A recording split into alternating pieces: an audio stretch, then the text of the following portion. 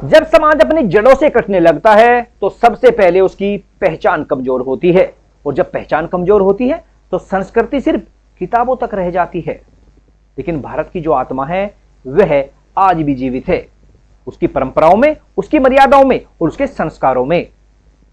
बदलते दौर में अगर कोई स्थान हमें हमारी सभ्यता का आईना दिखा रहा है तो वह है बागपत का त्रिलोक तीर्थधाम, जहां से उठी है एक ऐसी पहल जो सिर्फ नियम नहीं बल्कि भारतीय संस्कृति को बचाने का संकल्प है। नमस्कार, आप देख रहे हैं भास्कर समाचार और मैं रुन राठी। आज हम बात करेंगे उस मुद्दे की जो सिर्फ एक मंदिर का नियम नहीं बल्कि भारतीय संस्कृति की रक्षा का सवाल बन चुका है। तेजी से बदलती दुनिया, आधुनिकता की एक अंधी दौड़ और उसी के बीच कहीं पीछे छूटती हमारी परंपराएं, हमारी मर्यादाएं और हमारी सांस्कृतिक पहचान। लेकिन इसी दौर में बागपत के त्रिलोक तीर्थधाम से एक ऐसी आवाज उठी जिसने पूरे समाज को सोचने पर मजबूर कर दिया है। मंदिर प्रशासन ने लागू किया है ड्रेस कोड। जी हां, आपने बिल्कुल ठीक सुना, मंदिर प्रशासन ने ड्रेस कोड लागू किया है। अब सवाल उठता है, क्या यह सिर्फ कपड़ों का नियम है या फिर यह हमारी संस्कृति, शालीनता और परंपराओं को बचाने की एक गंभीर पहल? जब हम मंदिर की बात करते हैं तो यह सिर्फ एक इमारत नहीं होती, वह आस्था का केंद्र होती है, वह संस्कारों की पाठशाला होती है, वह स्थान होता है जहां मनुष्य स्वयं को अनुशासन, श्रद्धा और विनम्रता से ढालता है।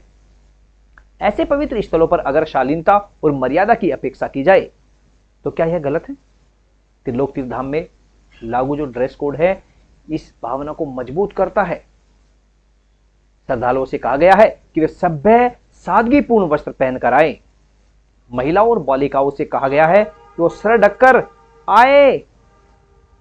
यह कोई दमनकारी आदेश नहीं, यह हमारी परंपरा का हिस्सा है। भारतीय संस्कृति में सिर ढकना केवल रीति नहीं, सम्मान का प्रतीक माना गया है। ये आपका नाम? मेरा नाम पवन जैन है।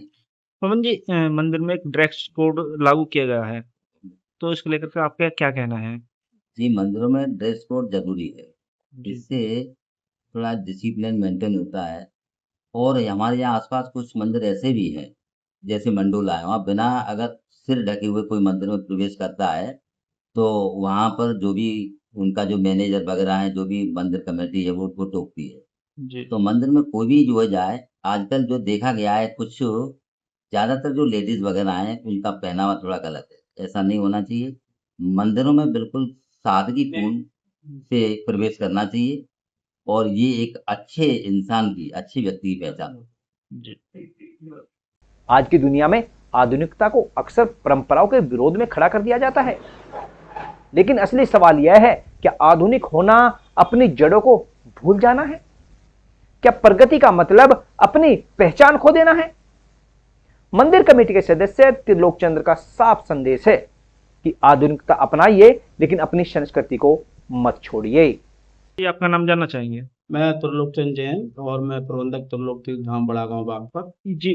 मंदिर में ड्रेस कोड लागू किया है, क्या है आपका? देखिए, ड्रेस कोड का तो लागू करने का ये है कि देखो एक्चुअली क्या देखने में आता है, जो लोग माताएं, बहनें या बच्चे जिस तरह से मंदिर में शालीनता के साथ आना चाहिए उस तरह से नहीं आते, बहुत से लोगों को देखा गया। तो कमेटी का ये निर्णय रहा कि भाई कम से कम हमने एक बैनर लगवाया कि मंदिर में आप जब प्रवेश करें तो आपके वस्त्र बहुत ही शालीन हो। जैसे बच्चे या लड़कियां बहुत से हाफ पैंट पहन के आ जाते हैं, बरमुंडा पहन के आ जाते हैं, तो इस सिर नहीं ढकते।